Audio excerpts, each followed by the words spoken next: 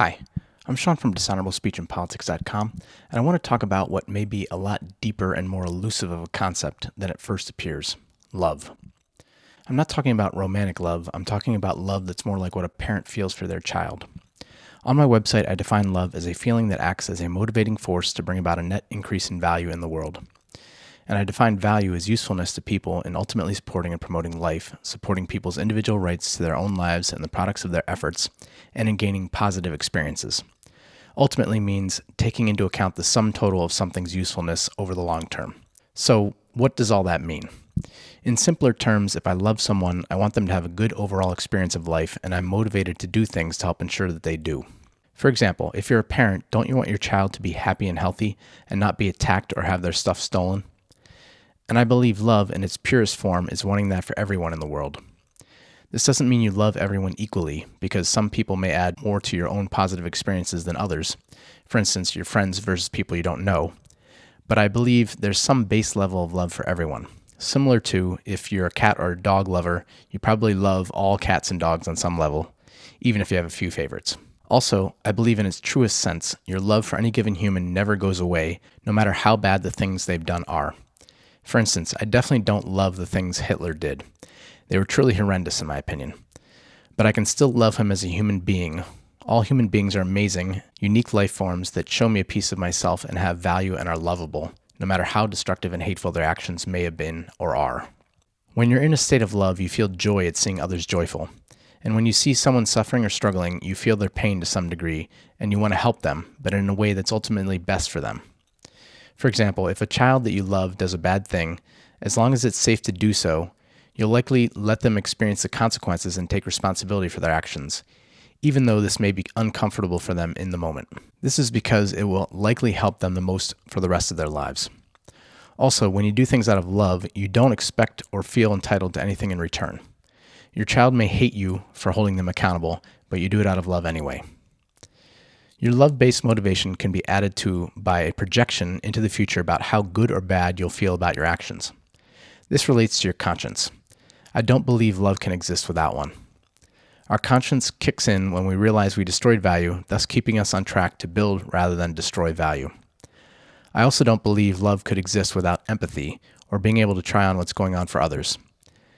If we weren't able to try on other people's experiences of life, why would we even care if their experiences were good or bad? They might as well be robots as far as we're concerned. So the ability to empathize is a minimum condition for love, in my opinion. The more you're able to empathize with everyone, the more likely you are to love, but empathy by itself doesn't guarantee love. Empathy can also fuel hate, such as if you hate someone for making another person feel bad, and you're focused mainly on feeling empathy for the person who's feeling bad. If all you want is to stop victim suffering, regardless of the consequences for the abuser or abusers, then you're not motivated by pure love, in my opinion. So if you have empathy, you're capable of love, but you still have to choose love over hate.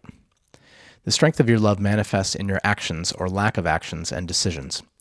Your ability to act based on love is not just a function of your love-based motivation, but of your love-opposing motivation, such as a desire to be comfortable. So the strength of how your love manifests depends on your character or ability to do things that you normally wouldn't want to do because they're uncomfortable or painful. Going back to my definition of love is basically a feeling that motivates increasing value. The strength of your love can also be measured by how much you act to increase your character, so you can draw on that strength when needed to increase value. Also, predicting what will actually lead to a net increase in value in the world takes careful thought, and people may very well disagree over some things. If you have strong feelings of love, you'll be motivated to put in more thought and effort to try to become more accurate in your understanding of what increases and decreases net value. In addition to love for other humans or animals or life in general, there's self-love. And I believe if you don't have self-love, then you don't have a pure love for others. There's always some self-hate that will get in the way of you acting purely out of love with them. So if you want to feel more love for others, work on feeling more love for yourself.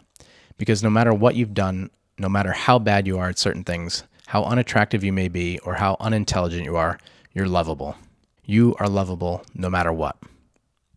Now, just like love of another isn't about helping them feel good in the short term without regard for the long term, self-love isn't about just being as comfortable as you can right now because that seems like your most positive experience in the moment or immediate future.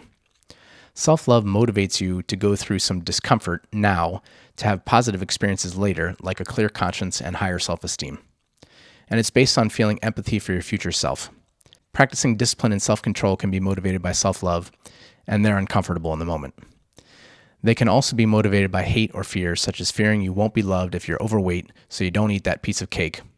A self-loving version of this may be to realize that it builds your character to resist temptation, and it's better for your health to maintain a certain weight, so you don't eat the cake. Coming back to what is love. Love is a feeling that motivates us to push through discomfort and act in a way that we believe increases net value in the world. I don't know why exactly most humans are capable of love, but I imagine it comes from some sort of survival of the species instinct.